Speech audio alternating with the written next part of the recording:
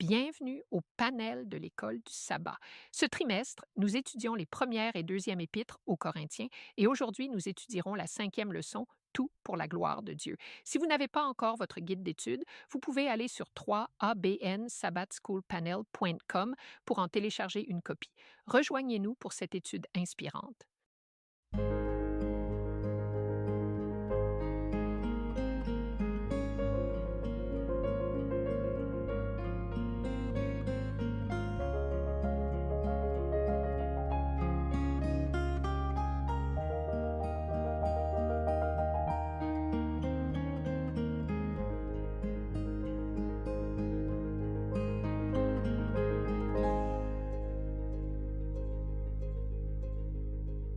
Bonjour, je suis Shelley Quinn et nous sommes ravis que vous vous joigniez à nous pour le panel de l'École du sabbat.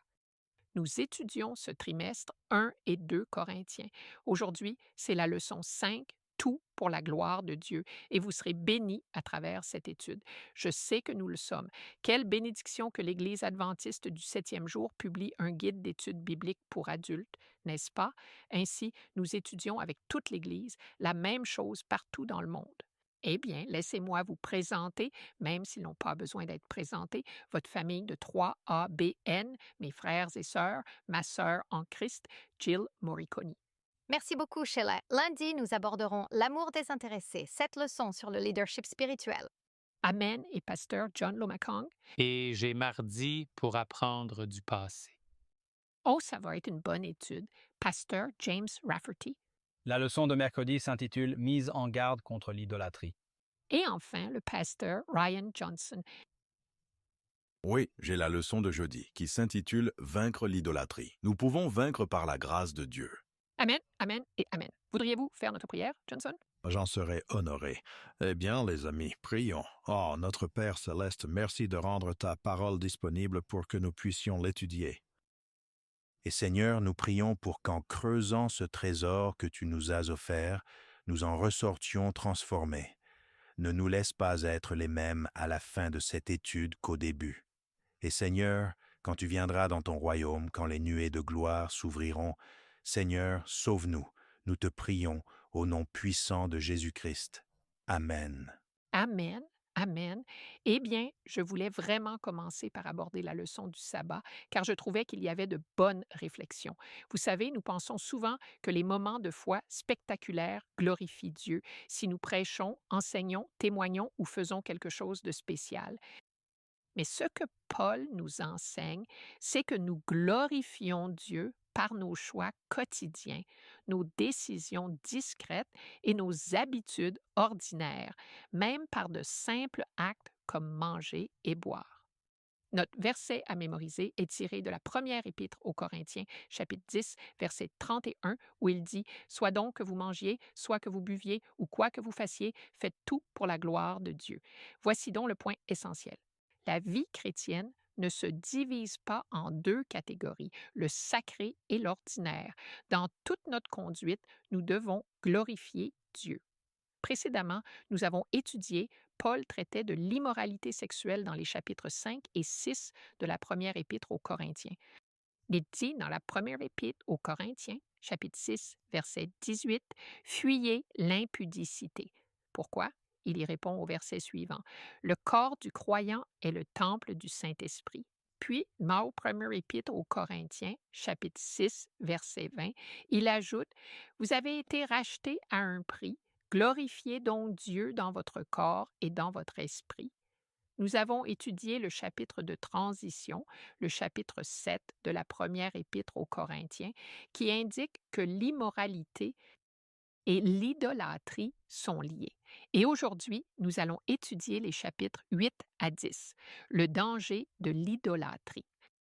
Dans la première épître aux Corinthiens, chapitre 10, verset 14, Paul dit « Fuyez l'idolâtrie. Tout comme vous fuyez l'immoralité sexuelle, vous devez aussi fuir l'idolâtrie. » Et l'Écriture associe souvent ces deux péchés, car tous deux impliquent une infidélité envers Dieu. Acte 15, notez ceci, versets 20 et 29, mentionne à la fois l'idolâtrie et l'immoralité sexuelle. Éphésiens 5, 5 et Colossiens 3, 5 relient une vie immorale à des cœurs idolâtres. Les deux péchés déforment l'adoration. Ils détournent le cœur d'une dévotion totale envers Dieu. Le problème est donc plus profond que la simple conduite. C'est une question d'allégeance.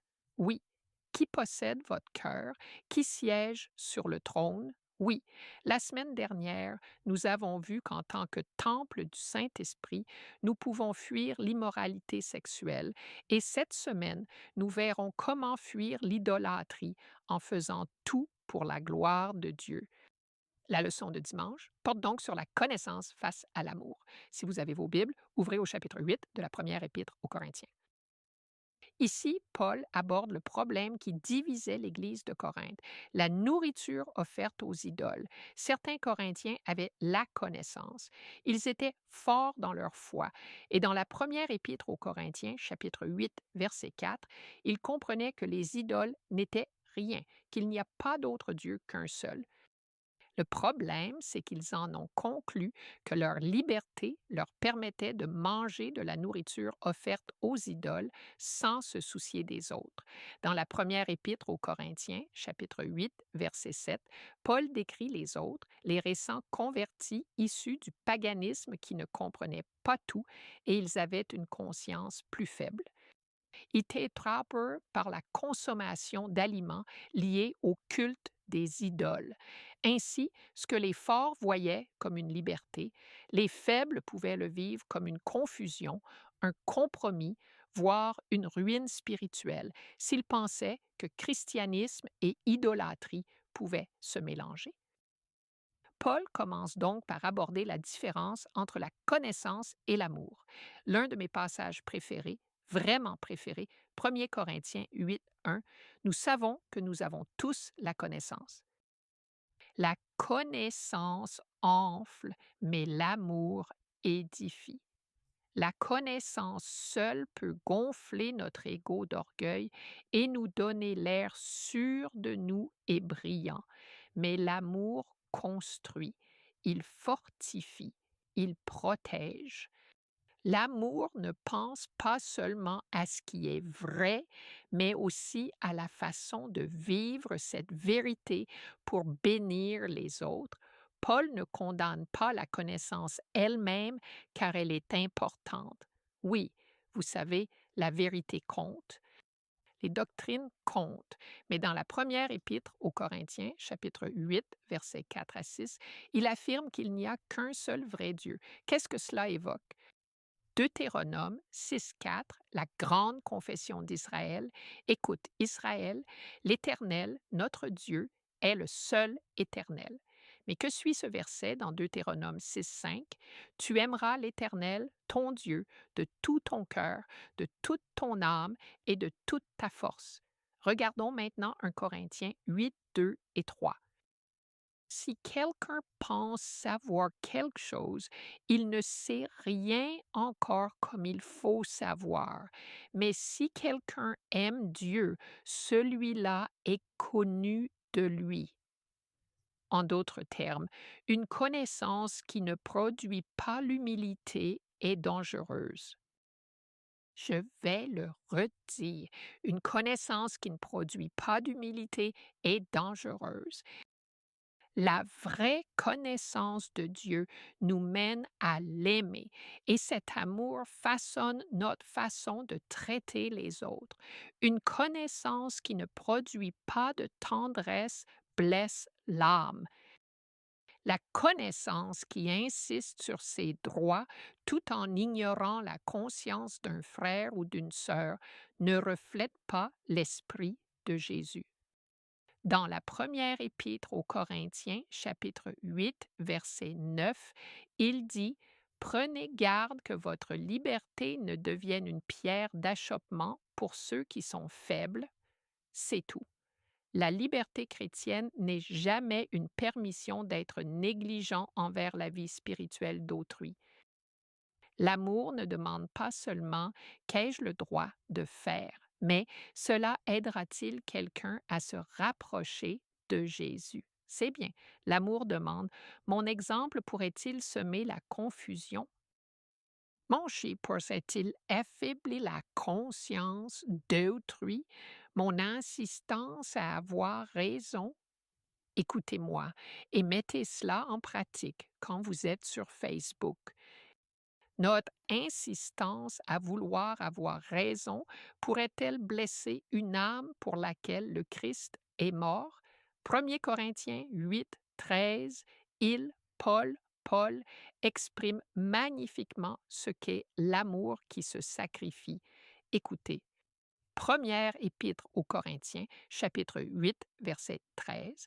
C'est pourquoi, si un aliment scandalise mon frère, je ne mangerai jamais de viande afin de ne pas scandaliser mon frère. C'est là l'esprit du Christ.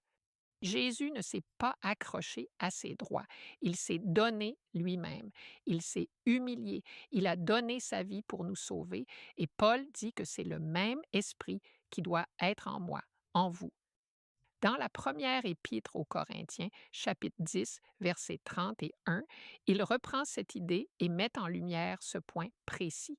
Il dit, ainsi, soit que vous mangiez, soit que vous buviez ou quoi que vous fassiez, faites tout pour la gloire de Dieu. Glorifier Dieu, c'est vivre de telle sorte que son caractère soit manifesté en nous. Nos choix devraient refléter sa pureté, sa sainteté, son amour désintéressé. Cela signifie que nous ne demandons pas simplement est-ce techniquement possible? C'est tout. Mais est-ce que cela honore Dieu? Est-ce que cela bénit les autres? Est-ce que cela reflète le Christ?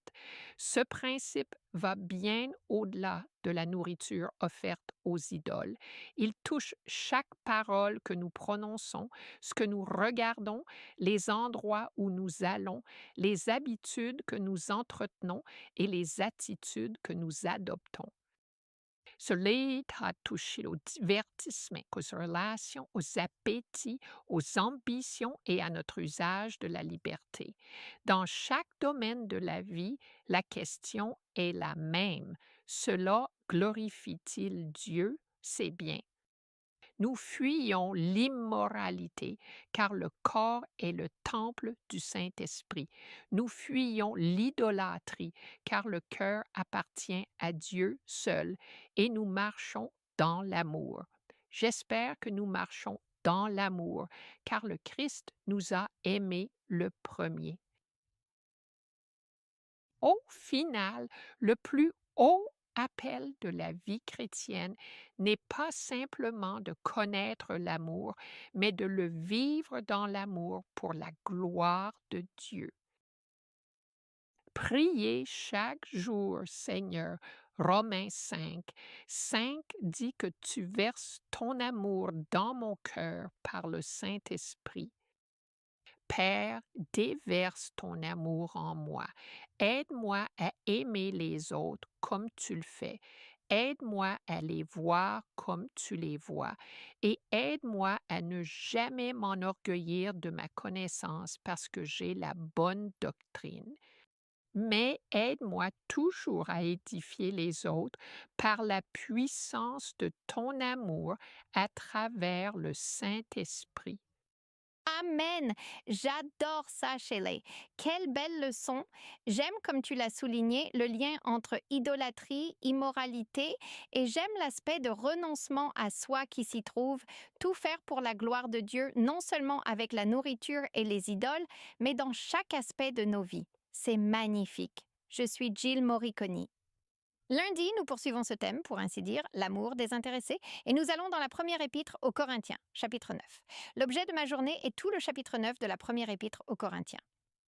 Nous voyons encore un exemple pratique d'amour pour Christ et pour les frères révélé dans l'exemple de Paul, refusant toute rémunération, son renoncement pour l'Évangile. Regardons à quoi cela ressemble. Nous pensons à 1 Corinthiens 13 comme le chapitre sur l'amour, n'est-ce pas? Et pourtant, 1 Corinthiens 8 parlait beaucoup d'amour. Et 1 Corinthiens 9 traite aussi beaucoup de l'amour désintéressé. 7 leçons sur le leadership spirituel. Nous commençons au verset 1 Corinthiens 9, 1. Ne suis-je pas apôtre, quelqu'un envoyé directement par le Christ ressuscité pour prêcher l'Évangile? Ne suis-je pas libre? N'ai-je pas vu Jésus-Christ notre Seigneur? Et Paul l'a vu. Vous souvenez-vous sur le chemin de Damas? Il a vu Jésus-Christ. N'êtes-vous pas mon œuvre dans le Seigneur? N'êtes-vous pas, les croyants corinthiens, les fruits de sa prédication et de son ministère? Paul est donc un dirigeant de la première Église chrétienne, n'est-ce pas? Nous voyons en fait, si vous regardez, gardez votre doigt dans la première épître aux Corinthiens, chapitre 9. Mais si vous regardez dans l'épître aux Galates, chapitre 2, versets 7 à 9, nous voyons Paul et Pierre presque comparés en quelque sorte dans leur apostolat. Paul comme apôtre des païens, Pierre comme apôtre des Juifs. Nous voyons, au contraire, quand ils virent que l'Évangile m'avait été confié pour les incirconcis, c'est-à-dire à Paul, tout comme l'Évangile pour les circoncis l'avait été à Pierre. Car celui qui a agi en Pierre pour l'apostolat auprès des circoncis a aussi agi en moi envers les païens. En d'autres termes, Paul a été appelé d'une manière spéciale à être un apôtre pour les païens, tout comme Pierre avait été appelé à être un apôtre pour les frères juifs là-bas. Verset 2. Nous retournons à la première épître aux Corinthiens, chapitre 9, verset 2. Si pour d'autres je ne suis pas apôtre, je le suis au moins pour vous. En d'autres termes, il était apôtre pour les croyants de Corinthe, mais certains doutaient qu'il le fût pour d'autres. Certains mettaient en doute son apostolat. Ils disaient, il n'a pas passé 3 ans et demi avec Jésus comme tous les autres frères, ou quelles que soient les allégations qu'ils avançaient. Ils doutaient de son apostolat. Il dit, mais vous l'êtes, vous êtes le sceau de mon apostolat dans le Seigneur. Leur conversion démontrait qu'il était appelé à être apôtre. Première leçon, les leaders spirituels restent fidèles même quand on doute d'eux. Vous voyez, certains doutèrent de l'apostolat de Paul, certains doutèrent de son appel au ministère. Il faut du courage pour diriger quand les autres doutent. C'est plus facile de diriger spirituellement quand les troupes se rallient, n'est-ce pas? Et qu'ils disent « Oh oui, vous gérez, Pasteur Johnson, nous sommes derrière vous. » Mais qu'en est-il s'ils ne le sont pas? Pensez aux disciples de Jésus. Ont-ils toujours pensé chez lui qu'ils dirigeaient bien? Non. Parfois, ils doutaient de lui. Les leaders spirituels restent fidèles même quand les autres doutent. Lisons le verset 3, première épître aux Corinthiens, chapitre 9, verset 3. Ma défense, ou sa preuve d'apostolat ici, envers ceux qui m'interrogent est celle-ci, verset 4. N'avons-nous pas le droit de manger et de boire? Or, la nourriture et la boisson représentaient une aide financière. Les apôtres, les ministres de l'Évangile, devaient recevoir un soutien financier, une rémunération pour leur travail. C'est clairement biblique. Paul avait tout à fait le droit de recevoir une rémunération financière pour son travail. Et nous savons, en lisant Philippiens, qu'il a bien reçu une aide financière des frères de Philippe. Ce n'est donc pas qu'il n'a jamais accepté d'argent, mais avec les croyants de Corinthe en particulier, il a choisi de renoncer à ce droit. Lisons le verset 5. N'avons-nous pas le droit d'emmener avec nous une épouse croyante comme les autres apôtres, les frères du Seigneur et Céphas? Il s'agit de Pierre. Voyez-vous, un apôtre marié avait le droit de recevoir un soutien pour son épouse. Verset 6. Ou bien est-ce seulement Barnabas et moi qui n'avons pas le droit de ne pas travailler? Paul et Barnabas avaient donc le droit d'être rémunérés pour leur travail, n'est-ce pas? Ils en avaient le droit. Ils étaient des ministres de l'Évangile. Ils ont le droit. Ils l'ont fait maintenant. Si vous lisez Actes 4, 36 à 37, nous voyons que Barnabas était riche. Il était généreux et il était prêt à subvenir à ses besoins. Si vous lisez le chapitre 18 des Actes, nous voyons que Paul travaillait comme fabricant de tentes pour soutenir son ministère de l'Évangile. Ensuite, si vous lisez le verset 7, nous voyons ce triple exemple que Paul donne. Dans le monde du travail, ne recevez-vous pas une rémunération pour ce que vous faites? Il dit « Qui fait la guerre à ses propres frais? Quand vous allez à la guerre, vous êtes payé, n'est-ce pas? Qui plante une vigne et n'en mange pas le fruit? Vous recevez une rémunération. Qui fait paître un troupeau et ne boit pas du lait du troupeau? Deuxième point, les chefs spirituels choisissent parfois la voie inattendue. C'était inattendu. Les autres disciples et apôtres recevaient une rémunération financière et pourtant Paul a choisi de ne pas en recevoir de l'Église de Corinthe. Cela me rappelle encore Jésus. La voix attendue était celle du Messie venant dans la gloire. La voix attendue était de vaincre les Romains, et pourtant il est venu comme le serviteur souffrant pour mourir au calvaire. Parfois, les leaders spirituels choisissent la voix inattendue. Passons au verset 11. Si nous avons semé pour vous des biens spirituels, est-ce trop si nous récoltons vos biens matériels? Si d'autres ont ce droit sur vous, cela signifie que d'autres recevaient une rémunération financière. Ne l'avons-nous pas encore davantage? Néanmoins, nous n'avons pas usé de ce droit, mais nous endurons. Paul endure toutes choses afin de ne pas entraver l'évangile du Christ. C'est là le critère de Paul pour chacune de ses décisions, l'évangile du Christ. Troisième point, les leaders spirituels renoncent à leurs propres droits pour le bien de l'Évangile. Tout ce que Paul faisait était centré sur ce qui était le mieux pour l'Évangile du Christ. Il a souffert à cause de sa décision de renoncer à son droit de recevoir une compensation financière pour son travail. Si vous lisez quelques chapitres plus haut dans la première épître aux Corinthiens, chapitre 4, versets 11 et 12, il dit « Jusqu'à cette heure, nous souffrons la faim, la soif, le dénuement, nous sommes maltraités et errants. » Cela signifie qu'il endure la souffrance pour la cause du Christ et de l'Évangile. Les leaders spirituels renoncent à leurs droits pour l'Évangile. Regardons le verset 14.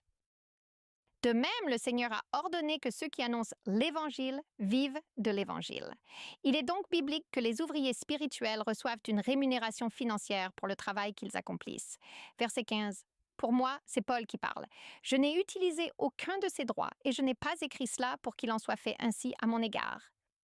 Car il vaudrait mieux pour moi mourir que de laisser quiconque réduire ma fierté à néant. Paul se souciait tant des croyants qu'il préférait mourir plutôt que de les induire en erreur. Son ministère était un travail d'amour, non d'égoïsme, ni d'ambition, ni d'argent. Point à retenir numéro 4. Les leaders spirituels servent par amour, pas par ambition personnelle, avidité ou fierté. Vous voyez, la motivation importe quand vous êtes un leader spirituel. Ils servent avec une motivation d'amour. Voyons maintenant le verset 18. Quelle est ma récompense alors? C'est que lorsque je prêche l'Évangile, je puisse présenter l'Évangile du Christ gratuitement, afin de ne pas abuser d'aucune autorité, mon autorité, dans l'Évangile. Nous savons d'après Philippiens 4, versets 15 et 16, que Paul a bien reçu des fonds de l'Église de Philippe, donc ce n'est pas comme s'il n'avait jamais reçu de fonds. Mais pour une raison quelconque, il a choisi de refuser le soutien financier de l'Église de Corinthe, peut-être pour éviter de les diviser davantage, car il y avait de grandes divisions dans l'Église à cette époque. Cinquième point à retenir, les leaders spirituels renoncent à leurs droits pour le bien des autres. Il a choisi la voie de l'abnégation par amour pour refuser toute rémunération financière pour le bien de l'Église de Corinthe. Puis nous voyons au verset 19, « Car bien que je sois libre à l'égard de tous, il n'a d'obligation envers personne. Je me suis rendu serviteur de tous afin de gagner le plus grand nombre. » Sixième point à retenir, les leaders spirituels embrassent l'esprit de service. Nous voyons cela encore avec Jésus. Le Fils de l'homme n'est pas venu pour être servi, mais pour servir, et pour donner sa vie en rançon pour beaucoup. Enfin, sautons jusqu'au verset 27, notre dernière leçon. Je traite durement mon corps et je le tiens assujetti, de peur d'être moi-même disqualifié après avoir prêché aux autres. Septième leçon. Les leaders spirituels vivent avec discipline et intégrité. Paul mettait lui-même en pratique ce qu'il demandait aux autres de faire. Dans ce cas, il renonçait à certains de ses propres droits pour la cause de l'Évangile. Alors, quand je lis ceci, ce que j'en retiens, c'est que Dieu appelle les leaders à une vocation très élevée. Amen et amen. Merci pour cette belle leçon. Je ne lirai plus jamais le chapitre 9 de la même façon. Nous allons faire une courte pause pour un moment missionnaire. Restez à l'écoute. Bonjour, je suis Greg Morricone. Je suis ravi que vous vous soyez joints à moi pour ce moment missionnaire de 3ABN. Les parents de Michael lui ont enseigné les valeurs chrétiennes et l'ont présenté à Jésus.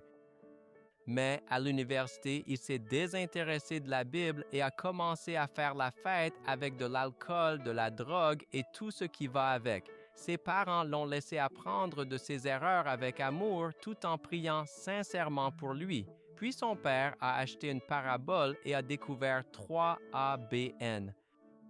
Lorsqu'il a regardé le pasteur Doug Batchelor, il l'a beaucoup apprécié, alors il a commandé une série complète de cassettes vidéo. Plus tard, il les a donnés à Michael qui ne s'y intéressait pas, mais un après-midi de neige, il a décidé d'en regarder une seule. Je suis resté assis sur mon lit, les yeux écarquillés, dit-il, alors que le pasteur Doug Batchelor expliquait comment la Bible prédisait l'époque exacte du baptême et de la crucifixion de Jésus des centaines d'années à l'avance. Je me suis dit, la Bible est vraie, donc Dieu est réel et je suis dans de beaux draps. Mais heureusement, son sermon s'est conclu sur la grâce et l'amour de Dieu pour nous et j'ai cru. À genoux, j'ai prié et accepté la grâce de Dieu dans ma vie. Bien que son envie d'alcool et de drogue ne l'ait pas encore quitté, il avait fait son premier pas et je vous raconterai la suite de l'histoire de Michael dans le prochain moment mission de 3ABN. Oh wow, Jill, c'est un témoignage incroyable. Ça vient d'arriver de la part d'un gars qui a acheté un livre d'occasion en ligne et devinez ce qu'il y avait dedans? 2 marque-pages de 3ABN disant Panel de l'école du sabbat. Il n'en avait jamais entendu parler. Il a fait des recherches et il est très enthousiaste à propos de ce qu'il découvre sur le site web de l'école du sabbat de 3ABN. J'adore ça, car Dieu veut que nous découvrions la vérité et que nous trouvions Jésus partout. Et le panel de l'école du sabbat de 3ABN y parvient. Alors, nous vous invitons à aller sur 3abn.tv. Vous pouvez faire un don si vous souhaitez soutenir le travail accompli ici. J'adore ces moments missionnaires et j'ai oublié de mentionner que si vous souhaitez obtenir une copie de nos notes complémentaires pour le guide d'études, vous pouvez aller sur 3abnsabbatschoolpanel.com, cliquez sur les notes et une fois que c'est fait, il suffit de vous inscrire une seule fois. Chaque semaine, elles vous seront envoyées par courriel. Nous poursuivons avec la leçon de mardi. Oui, apprendre du passé. Combien de choses avez-vous faites que vous regrettez? Combien de choses avez-vous entendues que vous aimeriez oublier? Combien d'endroits avez-vous visités dont vous ne pouvez vous détacher? Combien d'expériences avez-vous eues que vous auriez souhaité ne jamais avoir? Quel genre de choses vous a-t-on fait que vous ne pouvez pas oublier? Et comment pourrions-nous apprendre de toutes les choses négatives que nous avons endurées? Vous savez, je l'ai parfois dit et c'est devenu une sorte de, j'utilise le mot mantra vaguement, mais des choses vont nous arriver, mais ne les laissez pas nous habiter et c'est important. J'en ai parlé parce que quand ça arrive en vous, ça commence à vous changer.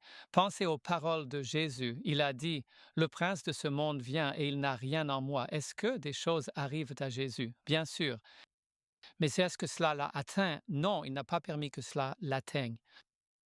Alors, en tant que jeune homme abandonné par ses parents à 3 mois, j'ai rencontré beaucoup de gens qui n'ont pas connu leurs parents, élevés dans des environnements où ils ne les ont pas vus avant des années. Comme moi, j'ai rencontré mon père à 13 ans, ma mère à presque 26 ans, sans rien savoir de tout cela et en me souvenant de mon enfance. Et à cet âge tendre de 13 ans, j'ai décidé que ce qui m'est arrivé ne m'atteindrait pas intérieurement. Cela a permis au Seigneur de m'utiliser pour mener ma mère à lui après 25 ans. Le premier mot fut Maman, je te pardonne, ce qui a mené à son baptême, à ce qu'elle donne sa vie au Seigneur et trouve la liberté face à tout ce qui l'enchaînait et aux dépendances liées au fait de perdre et de choisir d'abandonner ses enfants. Elle a dit As-tu vraiment dit que tu me pardonnais? J'ai répondu Oui, j'oublie les 25 dernières années. Elle a dit Je veux être comme toi. Et j'ai eu la joie de baptiser ma maman. Et elle a donné sa vie et s'est endormie en Jésus. Nous ne nous sommes connus que 7 ans, mais j'attends l'éternité avec impatience. Alors, est-ce qu'il vous arrive des choses? Où se produisent-elles en vous? Lorsque nous étudions les écrits de l'apôtre Paul, beaucoup de choses lui sont arrivées, mais il parlait comme si elles ne l'avaient pas atteint. Il a tout enduré pour l'Évangile, et c'est ainsi qu'il a appris du passé. Alors, quand vous regardez les écrits de l'apôtre Paul au moment d'arriver aux Philippiens, il dit J'ai appris à être dans l'abondance ou dans la disette. C'est alors qu'il a dit Je puis tout par celui qui me fortifie, le Christ. Il a commencé à peser le négatif et le positif, le bon et le mauvais, les jours d'abondance et les jours de disette, et c'était là le contexte de Je puis tout par celui qui me fortifie, le Christ. En examinant le chapitre 10 de la première épître aux Corinthiens, je veux commencer par parler des privilèges d'Israël, de ses pièges et des risques de chute. Première épître aux Corinthiens, chapitre 10, versets 1 à 5. Voici le privilège d'Israël qui fait écho au nôtre aujourd'hui. Frères, je ne veux pas que vous ignoriez que nos pères étaient tous sous la nuée. Voyez toutes les similitudes. Tous passèrent à travers la mer, même dénomination. Tous ont été baptisés en Moïse dans la nuée et dans la mer. Tous ont mangé la même nourriture spirituelle et tous ont bu le même breuvage spirituel, car ils buvaient à ce rocher spirituel qui les suivait et ce rocher était Christ. Ce serait bien si cela s'arrêtait là. Le tout prochain mot, mais. Mais Dieu n'a pas pris plaisir à la plupart d'entre eux, car leurs corps furent dispersés dans le désert. L'artefact de la désobéissance, l'archéologie de la désobéissance. Que font ces ossements ici dans le désert? Pourquoi? Pourquoi est-ce que tout cela, pourquoi est-ce le long de ce chemin?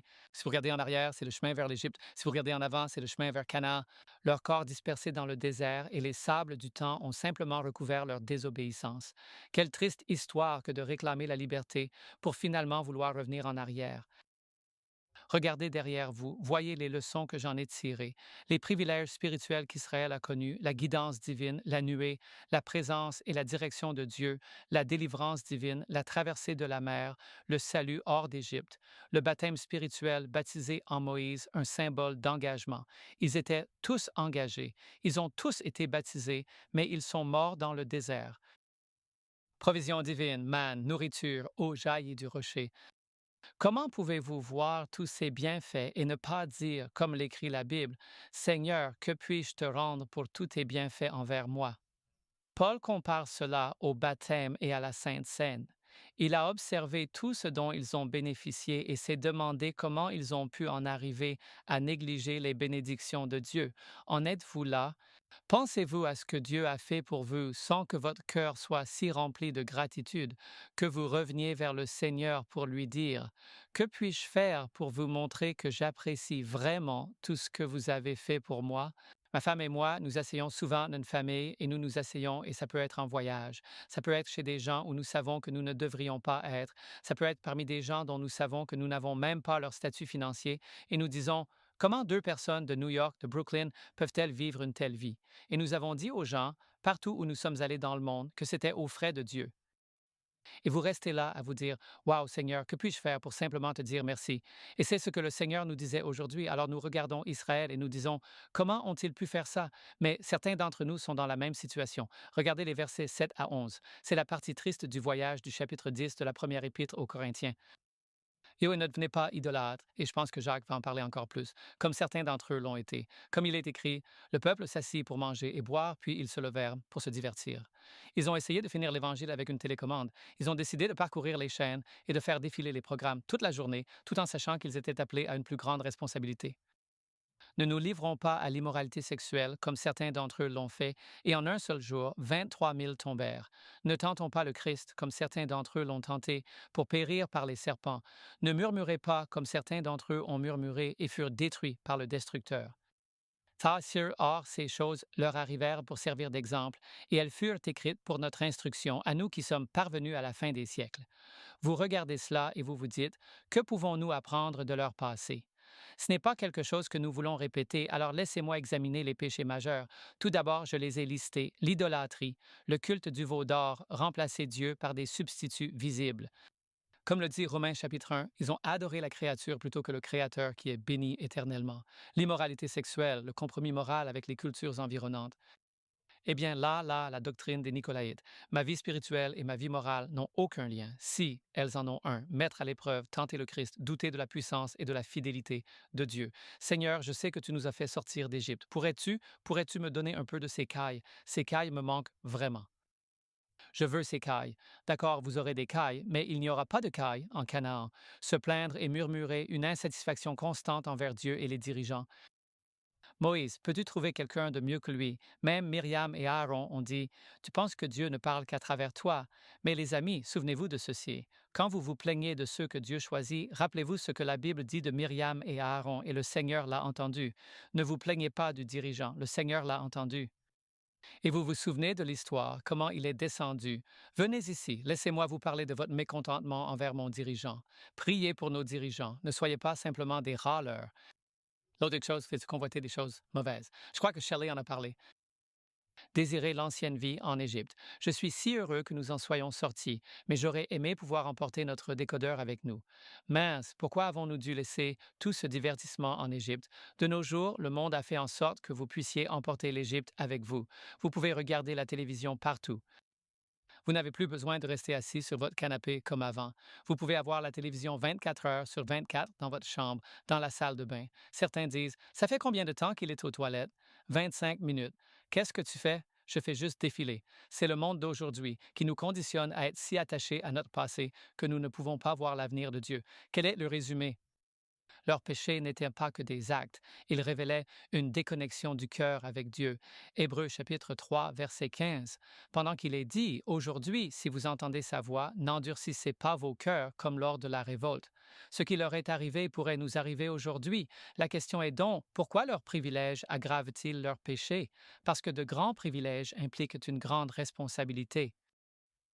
Il savait ce qu'il faisait. Jacques 4, 17. Celui donc qui sait faire ce qui est bien et qui ne le fait pas commet un péché. Ils ont été témoins de miracles, de délivrance, de la présence de Dieu, et c'est pourquoi c'est un point très important. Le péché par ignorance est grave, mais le péché en connaissance de cause l'est davantage. Vous savez mieux que ça. Je veux dire, pourquoi feriez-vous une chose pareille?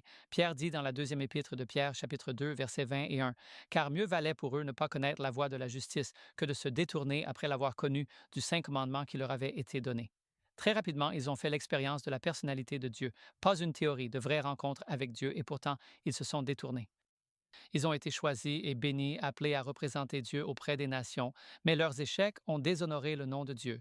Ils ont rejeté la lumière. Plus vous rejetez la lumière, plus les ténèbres spirituelles sont profondes, plus la chute spirituelle est grave. Et finalement, le privilège ne vous protège pas de la chute. Cela accroît votre responsabilité de ne pas tomber. Merci, Pasteur John. Une leçon très importante. Nous passons maintenant à la leçon de mercredi. Nous allons reprendre là où John s'est arrêté et poursuivre dans la première épître aux Corinthiens, chapitre 10. J'ai les versets 5 à 22. Nous ne les examinerons pas tous, mais le titre de la leçon que j'ai, Pasteur James Rafferty, est Mise en garde contre l'idolâtrie. Et alors que nous avançons dans ce chapitre, le chapitre 10, nous pouvons commencer à entendre les échos de Salomon et ce qu'il a vécu à son apogée, n'est-ce pas? Donc, nous regardons ce verset ici, que celui, verset 2, que celui qui pense être debout prenne garde de ne pas tomber. Tu as repris exactement là où je m'étais arrêté. J'allais le dire. Ah, merci, je t'interromps un court instant. Ça tournait dans ma tête, je l'ai entendu et tu l'as dit. Merci, James. Salomon vivait son heure de gloire, et au moment même où il vivait son heure de gloire, il est tombé, et il est tombé à cause de l'idolâtrie. Il est tombé parce que son plan n'était pas en harmonie avec le plan de Dieu, et son plan était d'utiliser l'idolâtrie pour gagner les nations, n'est-ce pas? Pour entrer dans la mondanité, pour entrer aujourd'hui, nous dirions, pour entrer dans la musique du monde et les choix du monde comme moyen de gagner les gens à Dieu. Mais vous savez, ce avec quoi nous gagnons les gens, c'est ce à quoi nous les gagnons. Et dès que nous lâchons ces choses du monde que nous utilisions, nous perdons ces gens que nous avons gagnés à ces choses. Nous devons donc reconnaître ces principes. Je pense que Paul pense à Salomon en écrivant ces versets, les principes dans la première épître aux Corinthiens, chapitre 10, versets 14 à 22. Et le pasteur John a fait un excellent travail pour présenter et établir ces principes. Vous savez, dans les versets 14 à 22, Paul reprend la question de la nourriture offerte aux idoles. Offrir de la nourriture aux idoles peut sembler étrange dans beaucoup de cultures aujourd'hui, mais c'était courant à l'époque biblique. Lorsque des animaux étaient sacrifiés aux dieux dans les temples païens, une partie de l'animal était donnée aux prêtres officiants qui vendaient la viande. Soit dit en passant, c'était très similaire à ce que Dieu avait établi dans le service du sanctuaire de l'Ancien Testament. Une partie de cette viande se retrouvait sur les marchés publics et comme elle n'était pas séparée des autres viandes en vente, un chrétien pouvait acheter sans le savoir de la viande offerte aux idoles. Le conseil de l'apôtre est que cette viande peut être librement achetée par les chrétiens, n'est-ce pas? Une idole n'est rien. Cela ne signifie rien pour nous. Néanmoins, bien que la viande sacrifiée dans un temple puisse être mangée par les chrétiens chez eux, et c'est ce que Paul souligne dans la première épître aux Corinthiens, chapitre 8, nous avons examiné ces versets de 1 à 13, la pratique d'aller dans un temple païen et de participer à leur fête était clairement interdite aux chrétiens. Pourquoi? Eh bien, le critère est clair. Les chrétiens peuvent manger de la viande chez eux car les idoles ne sont rien. Première épître aux Corinthiens, chapitre 8, verset 4. Cependant, les chrétiens ne doivent pas participer aux cérémonies païennes car cela revient à adorer des démons. Première épître aux Corinthiens, chapitre 10, versets 20 et 21. Et prendre part à des rituels païens équivaut à communier avec des démons. Première épître aux Corinthiens, chapitre 10, verset 20. Tout comme participer à la scène équivaut à communier avec le Christ, première épître aux Corinthiens, chapitre 10, verset 16, il fait donc ce lien pour le chrétien, car le chrétien sait en examinant ces versets. Regardons rapidement les versets 14 à 16. C'est pourquoi, mes bien-aimés, fuyez l'idolâtrie. Je parle comme à des hommes sensés. Jugez vous-même de ce que je dis. La coupe de bénédiction que nous bénissons n'est-elle pas la communion au sang du Christ? Le pain que nous rompons n'est-il pas la communion au corps du Christ? Ai-je dit le corps 2 fois, le sang du Christ, le corps du Christ? Verset 17, puisqu'il y a un seul pain, nous qui sommes plusieurs, nous formons un seul corps, car nous participons tous à un même pain. Reestroy, il dit donc ici qu'en participant au corps du Christ, en participant au sang du Christ, le vin et le pain, nous devenons tous un en participant à cet unique pain. Et c'est la même chose concernant les offrandes païennes aux dieux païens. En participant à cette offrande aux dieux païens, nous ne faisons plus qu'un avec ceux qui offrent et servent les dieux païens. Nous nous lions à leur rituel, nous nous lions à leur Dieu. Paul dit donc que vous ne pouvez pas boire à la coupe du Seigneur et à la coupe des démons. Vous ne pouvez pas participer à la table du Seigneur et à la table des démons. Versets 20 et 1, première épître aux Corinthiens, chapitre 10. Jésus a dit, nul ne peut servir 2 maîtres, n'est-ce pas? Et c'est probablement l'un des plus grands défis que nous avons aujourd'hui dans le christianisme, car nous voulons nous rapprocher du monde. Nous voulons atteindre le monde. Nous voulons faire comme Jésus. Vous savez, il s'asseyait avec les publicains et les pécheurs, mais bien sûr, son but, son objectif était d'atteindre leur cœur. Nos cœurs sont parfois compromis car le monde peut nous saisir, peut nous accaparer comme il l'a fait avec Salomon. Je pense que Salomon était bien intentionné. Vous savez, il s'est lancé en se disant ah, je sais que je peux gagner. Regardez toute la sagesse que j'ai. Regardez ma force. Je sais que je peux conquérir ces femmes. Je peux conquérir ces nations. Et très vite, les idoles ont envahi tout Israël. Les idoles sont là, juste sous ses yeux. Elles sont partout. Et même si c'est repris, beaucoup de gens ne s'en sont pas remis, n'est-ce pas? Lui-même est revenu vers le Seigneur et il a retrouvé le droit chemin. Mais la nation elle-même était remplie de cette idolâtrie. Et bien sûr, le pasteur le fait. Alors, regardez, c'est acceptable. Si c'est acceptable pour lui, ça doit l'être pour nous, n'est-ce pas? Et bien souvent, nous ne nous élevons pas plus haut que nos dirigeants et c'est pourquoi, comme tu l'as dit, John, il est si important de prier pour nos leaders. Et tandis que nous prions pour nos dirigeants, Dieu peut nous demander de leur parler, de communiquer avec eux. Souvent, nous nous en plaignons auprès des autres au lieu d'aller les voir et de communiquer directement avec eux, n'est-ce pas, en suivant cet ordre évangélique. Paul enseigne donc que Dieu exige une loyauté totale. Il suggère que l'idolâtrie provoque la jalousie du Seigneur. Pouvez-vous imaginer provoquer la jalousie de Dieu? Première épître aux Corinthiens, chapitre 10, verset 22.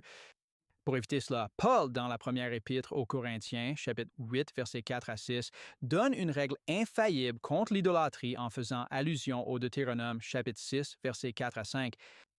Écoute, Israël, l'Éternel, notre Dieu, est le seul Éternel. Tu aimeras l'Éternel, ton Dieu, de tout ton cœur, de toute ton âme et de toute ta force, tout entier, chaque partie. Et c'est là, je crois, que nous sommes mis au défi, n'est-ce pas? Car souvent, dans notre expérience chrétienne, nous donnons beaucoup. Nous donnons peut-être la majeure partie de notre temps, de notre énergie et de notre force, la majeure partie de notre esprit au Seigneur. Mais tout, nous devons tout donner. Cette idée d'aimer Dieu par-dessus tout dans Deutéronome 6.5, Jésus y a ajouté ceci et il a dit « Tu aimeras ton prochain comme toi-même ». Et bien sûr, cela se trouve dans Lévitique 19.18.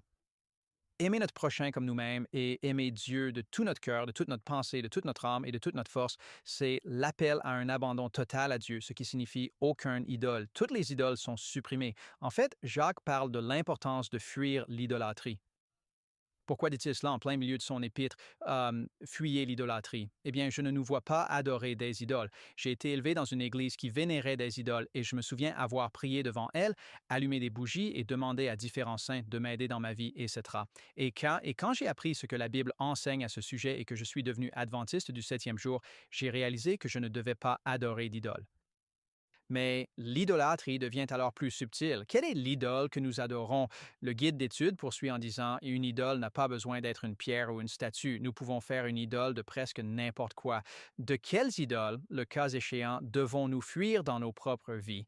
Qu'est-ce que nous faisons passer avant Dieu? Et comme tu l'as dit, John, et c'est tellement vrai, tu sais, avec ça, l'idolâtrie peut être partout où nous sommes, n'est-ce pas? On ouvre ça, on commence à faire défiler, et là, on trouve notre idole. Nous sommes tellement sus, nous y sommes tellement vulnérables. C'est si facile et pratique de se tourner vers cette idole et avant même de s'en rendre compte, nous sommes accros. Tout ce que nous faisons passer avant Dieu, tout ce qui s'interpose entre Dieu et nous peut devenir une idole. Cette idole peut être la nourriture, cette idole peut être les médias, cette idole peut être les vêtements que nous portons, les voitures que nous conduisons, la maison où nous vivons ou notre travail.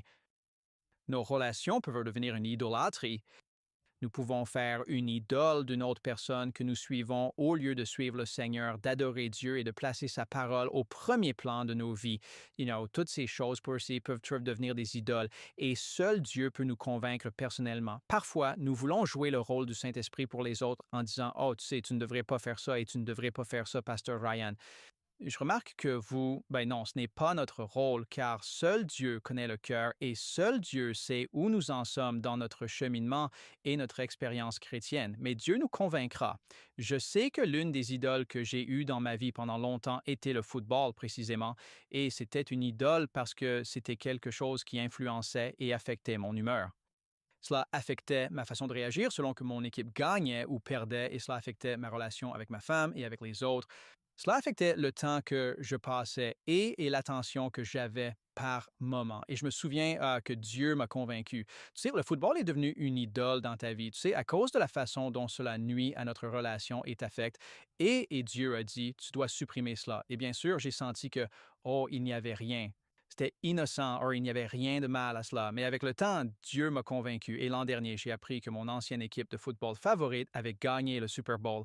Je ne le savais même pas, n'est-ce pas? Je ne le savais même pas, et je loue Dieu pour cela, car Dieu nous dit qu'il peut retirer chaque idole de nos cœurs tant que nous lui abandonnons nos vies.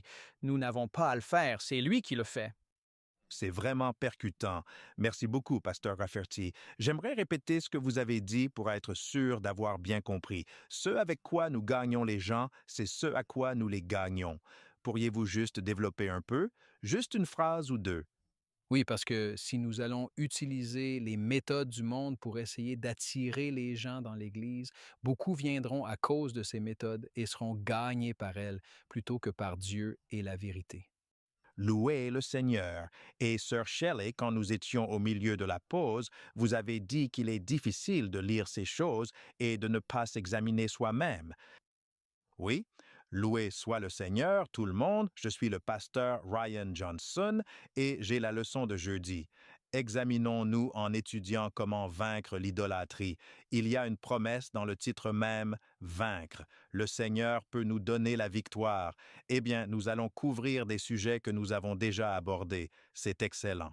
La répétition l'ancre dans nos cœurs, comme dirait mon ami Ricky Carter. Nous allons commencer dans Marc chapitre 12. Nous allons examiner les versets 28 à 31. Nous allons voir cela directement de la bouche de Jésus. Il est écrit au verset 28, un des scribes qui les avait entendus discuter, sachant que Jésus leur avait bien répondu, s'approcha et lui demanda: quel est le premier de tous les commandements? Verset 29, Jésus répondit: le premier de tous les commandements est, et nous l'avons vu, écoute Israël, le Seigneur notre Dieu est l'unique Seigneur. Verset 30, tu aimeras le Seigneur ton Dieu de tout ton cœur, de toute ton âme, de toute ta pensée et de toute ta force. C'est le premier commandement, versets 30 et 1. Et voici le second, tu aimeras ton prochain comme toi-même. Il n'y a pas d'autre commandement plus grand que ceux-ci. Nous allons examiner ceci et voir si nous pouvons trouver un petit test, une chose que nous pouvons appliquer à nos cœurs alors que, par la grâce de Dieu, nous évitons l'idolâtrie. Mais remarquons quelques points. Au verset 28, il est dit que le scribe, voyant que Jésus avait bien répondu. Le commentaire adventiste du 7e jour penche vers l'idée que le scribe était sincère. Il était vraiment touché par les paroles du Christ, mais certains croient qu'il essayait de piéger Jésus. Je trouve que c'est un élément intéressant. Ce n'est pas vraiment l'essentiel. Verset 28, quel est le premier de tous les commandements? C'est la question. En grec, ce mot premier, protpanton, signifie avant tout. Maintenant, j'aimerais que vous y réfléchissiez. Les Juifs avaient, et aidez-moi si je me trompe, environ 613 lois civiles, cérémonielles et morales. Alors, quand on pense à ce qu'ils lui demandent, on pense souvent juste au décalogue, mais parmi ces 613 lois, Jésus, laquelle est la première? Ça ajoute du poids, n'est-ce pas? Ça ajoute un peu plus de gravité. Verset 29, Jésus répond en citant, comme sœur Shelley et le pasteur Rafferty l'ont dit, le Deutéronome chapitre 6. Il dit, « Écoute Israël, je lis ceci directement du Deutéronome, croyez-le ou non. L'Éternel, notre Dieu, est le seul éternel. Tu aimeras l'Éternel, ton Dieu, de tout ton cœur, de toute ton âme et de toute ta force. » Les Juifs appellent cela le schéma. C'est récité quotidiennement par les Juifs fidèles, matin et soir, une déclaration de loyauté envers Dieu. Jésus n'invente donc rien de nouveau ici. Il renvoie à ce que le scribe sait déjà. Il l'ancre alors qu'il répond à cette question. Analysons cela. Il dit « de tout ton cœur, nos désirs ». Notre cœur. Je dis que Nissa a mon cœur, mais en réalité, mon cœur appartient à Dieu, ayez pitié, et il me guide pour être un bon époux. Loué soit le nom du Seigneur. De toute votre âme, c'est-à-dire votre vie, votre esprit, c'est-à-dire vos pensées, votre force, c'est-à-dire vos actions. En d'autres termes, comme il a été dit plus tôt, tout vous-même. Combien reste-t-il? Aucun de vous. Vous êtes tous donnés à Dieu. D'accord. Passons maintenant au chapitre 10 de Marc et regardons une autre histoire avec laquelle nous sommes familiers. Je vais commencer la lecture au verset 17. Il est écrit « Comme Jésus se mettait en chemin, un homme accourut et se jeta à genoux devant lui en lui demandant « Bon maître, que dois-je faire pour hériter la vie éternelle? » Est-ce une bonne question? C'est une excellente question. Verset 18, Jésus lui dit « Pourquoi m'appelles-tu bon? Il n'y a de bon qu'un seul, Dieu. » Verset 19, « Tu connais les commandements. Ne commets pas d'adultère, ne tue point, ne dérobe point, ne dis point de faux témoignages, ne fais tort à personne, honore ton père et ta mère. » Verset 20, il répondit à Jésus, « Maître, j'ai observé toutes ces choses dès ma jeunesse. » Alors Jésus, l'ayant regardé, l'aima et lui dit, « Il te manque une chose. Va, vends tout ce que tu as, donne-le aux pauvres, et viens, prends ta croix et suis-moi. » Y avait-il quelque chose de mal à avoir de l'argent? Quelque chose de mal? Il n'y a absolument rien de mal à cela. Mais regardez ici, verset 22, l'homme fut attristé par cette parole, et il s'en alla tout triste, car il avait de grands biens. Analysons cela. Verset 17, il arrive avec empressement. Il court vers Jésus. Il vient s'agenouiller. Vous savez, il y a un prédicateur qui soutient que, comme cela arrive juste après le passage sur les petits-enfants qu'il faut laisser venir à moi, il était simplement impressionné que le Christ, qui est traqué par les gens, soit prêt à se mettre en avant pour le bien des enfants. Quoi qu'il en soit, il accourt vers Jésus et dit « Bon maître ». Et Jésus répond « Comprends-tu ce que tu dis en m'appelant bon? Oh, nous pourrons analyser cela plus tard. » Au verset 19 et 20, il dit « Tu connais la loi ». Et l'homme répond « J'observe la loi, la justice par les œuvres. » Tu le vois? Et maintenant, appliquons Marc 12, force mentale. Est-ce qu'il la vivait pleinement? Maintenant, je veux remarquer que Jésus l'aimait, mais pourtant Jésus l'a démasqué. Ce n'est pas de la cruauté. Ce n'est pas « c'est ce que nous voulons ». C'est ce dont il avait besoin. Jésus répondait à la question. Le psaume 139 dit au verset 23 et 24, « Sonde-moi, ô Dieu, et connais mon cœur. » Et c'est exactement ce que Jésus fait là. Et il est écrit que Jésus l'aimait. Vous savez, j'étais mal à l'aise avec ça quand je le lisais enfant, mais j'ai vérifié en grec, et cela ne devrait pas vous surprendre que c'était agapé. Jésus l'aimait d'un amour agapé. Il ne cherchait pas à le blesser. Verset 21, « Tout ce que tu as, donne-le aux pauvres. Viens, prends ta croix et suis-moi. » Vous savez ce que j'aime là-dedans? Jésus dit, « Je veux que tu sois avec moi. » N'est-ce pas gentil? Il ne dit pas, « Tu dois régler ça, je ne veux pas traîner avec toi. » Il dit, « Viens, suis-moi. » L'instruction de Jésus, soit dit en passant, n'est pas forcément universelle. Je connais des gens riches, vous savez, gloire au Seigneur, et ce sont des personnes merveilleuses qui soutiennent l'Évangile. Jésus parlait à cet homme. Il lui donnait une explication personnelle ici. Qu'est-ce qu'il y a dans nos vies que nous ne sommes pas prêts à lâcher? Écoutez, cet homme n'était pas mauvais. Ce n'était pas un tueur en série, hein? Mais il ne pouvait pas lâcher prise pour l'amour du Christ, et c'est de l'idolâtrie. J'aime vraiment ce dont vous avez parlé, Sœur Shelley. Il y a des choses pour lesquelles on se demande, puis-je faire ça? Puis-je m'en sortir? Est-ce mal? Et nous devrions demander, cela glorifie-t-il Dieu? Suis-je prêt à y renoncer pour Dieu? Car si la réponse est non, alors cette chose est une idole pour vous, ce que nous refusons d'abandonner. Il n'y a rien de mal à avoir de l'argent, mais le laisserions-nous pour le Christ? Rien de mal à beaucoup de choses, mais quand on les fait passer avant le Christ, cela devient de l'idolâtrie. Donc, l'objectif de jeudi est de vaincre l'idolâtrie. Regardons maintenant ce que dit Paul. Première épître aux Corinthiens, chapitre 10, verset 1. « Frères, je ne veux pas que vous ignoriez que nos pères étaient tous sous la nuée. Israël avait la nuée, la colonne de nuée le jour, la colonne de feu la nuit. Ils sont tous passés à travers la mer. Ils ont vécu ces expériences avec Dieu. Pourtant, le verset 6 dit, « Or, ces choses sont arrivées pour nous servir d'exemple, afin que nous n'ayons pas de mauvais désirs comme ils en ont eu. » Ils sont tombés dans l'idolâtrie et le message ici est que nous pourrions l'être aussi. Nous devons donc nous examiner. N'est-ce pas vrai, ma sœur?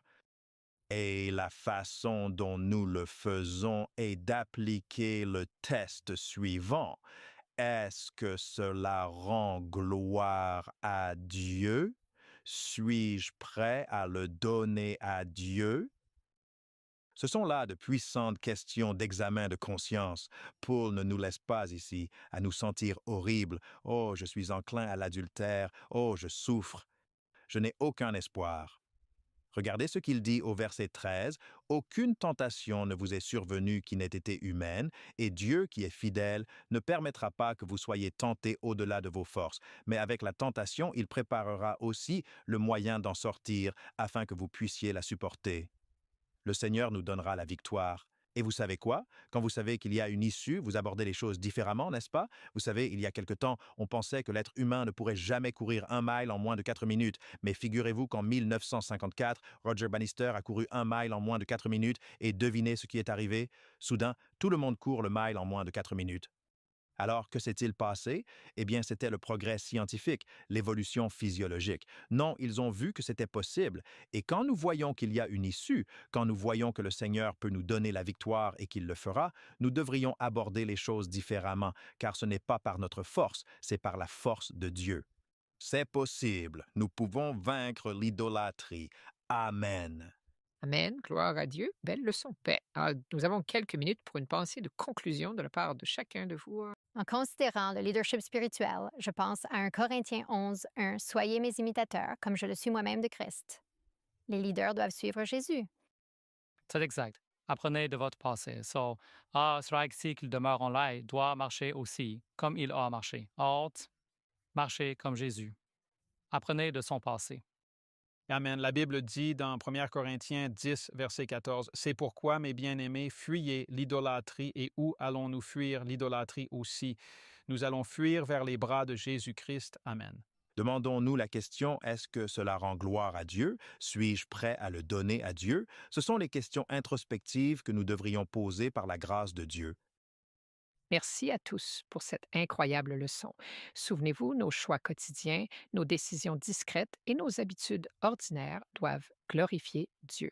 Rejoignez-nous la semaine prochaine pour la 6e leçon, les dons spirituels. Prions maintenant.